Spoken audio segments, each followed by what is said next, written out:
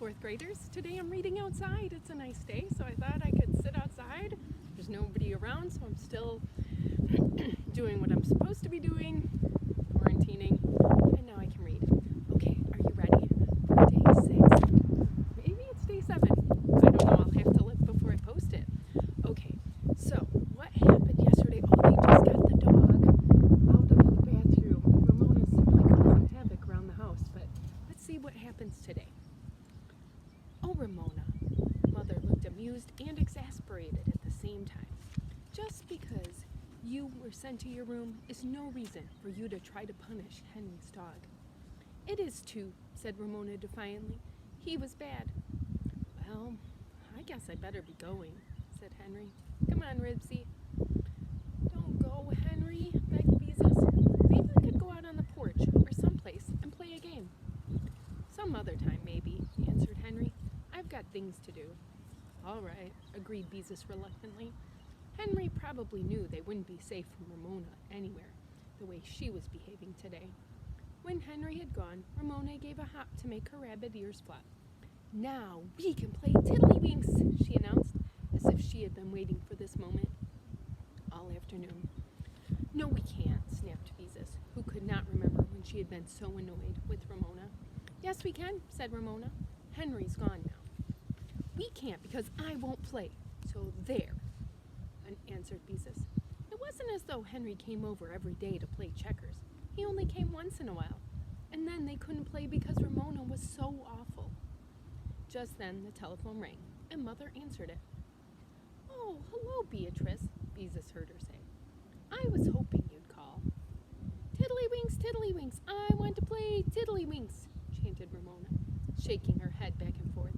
Not after the way you spoiled our checker game, said Beezus. I wouldn't play tiddlywinks with you for $1 million.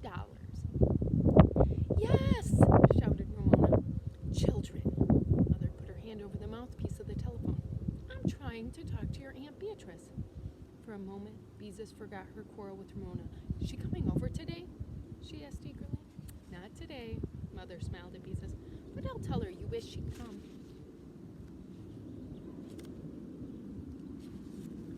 Tell her she hasn't been here for 2 whole weeks, said Beezus. Tiddlywinks, tiddlywinks, chanted Ramona, quietly this time.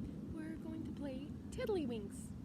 We are not, whispered Beezus furiously, and as she looked at Ramona, a terrible thought came to her. Right that very instant, she was so exasperated with Ramona that she did not like her at all. Not one little bit.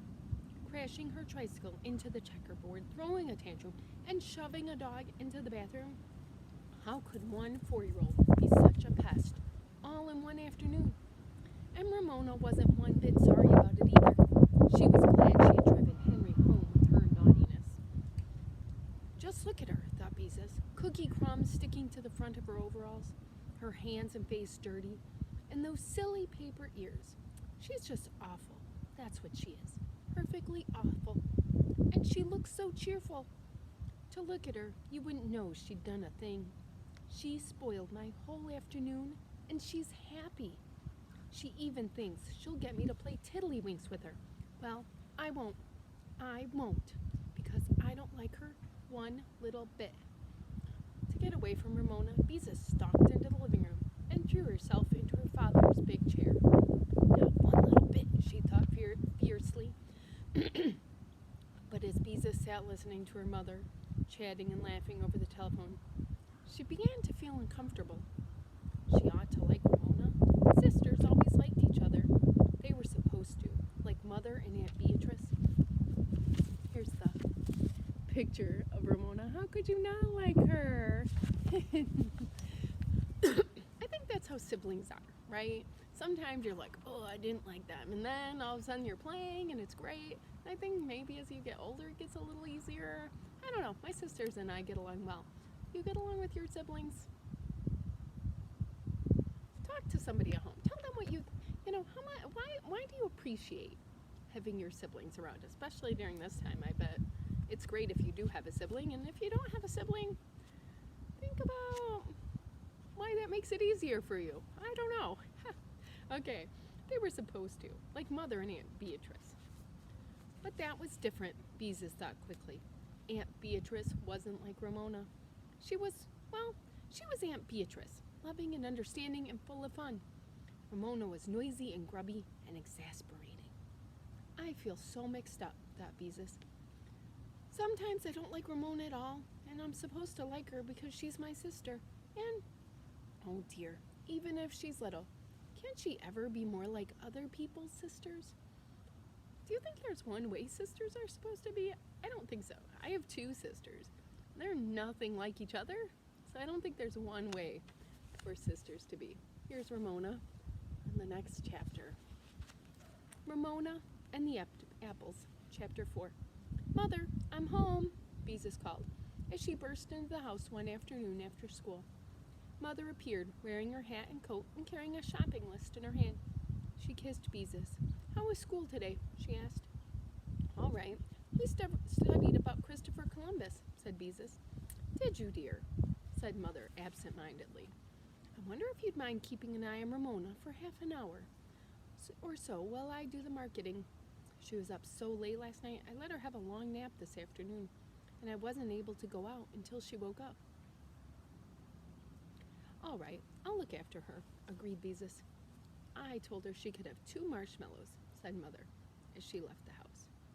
Ramona came out of the kitchen with a marshmallow in each hand. Her nose was covered with white powder. What's Christopher Columbus? She asked. Christopher Columbus, Beezus corrected. Come here, Ramona. Let me wipe off your nose. No, said Ramona, backing away. I just powdered it. Closing her eyes, Ramona pounded one of the marshmallows against her nose. Powdered sugar flew all over her face. These are my powder puffs, she explained. Beezus started to tell Ramona not to be silly. She'd get all sticky, but then decided it would be useless. Ramona never minded being sticky. Instead, she said, Christopher Columbus is the man who discovered America. He was trying to prove that the world is round. Is it? Ramona sounded puzzled. She beat the other marshmallow against her chin.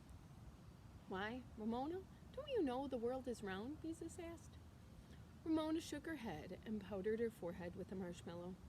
Well, the world is round just like an orange, Beezus told her. If you could start out and travel in a perfectly straight line, you would come right back where you started from. I would? Ramona looked as if she didn't understand this at all. She also looked as if she didn't care much, because she went right on powdering her face with the marshmallows. Oh well, thought Beezus, there's no use trying to explain it to her. She went into the bedroom to change from her school clothes into her play clothes. As usual, she found Ramona's doll, Bendix, lying on her bed, and with a feeling of annoyance, she tossed it across the room to Ramona's bed. When she had changed her clothes, she went into the kitchen, ate some graham crackers and peanut butter, and helped herself to 2 marshmallows. If Ramona could have 2, it was only fair that she should have 2 also. After eating the marshmallows and licking the powdered sugar from her fingers, Beezus decided that reading about Big Steve would be the easiest way to keep Ramona from thinking up some mischief to get into while Mother was away. Come here, Ramona, she said as she went into the living room. I'll read to you. There was no answer. Ramona was not there. That's funny, thought Beezus, and went into the bedroom. The room was empty. I wonder where she can be, said Beezus to herself. She looked in Mother and Father's room. No one was there. Ramona, she called. No answer. Ramona, where are you? Still, no answer. Tomorrow, we're going to find out where Ramona went.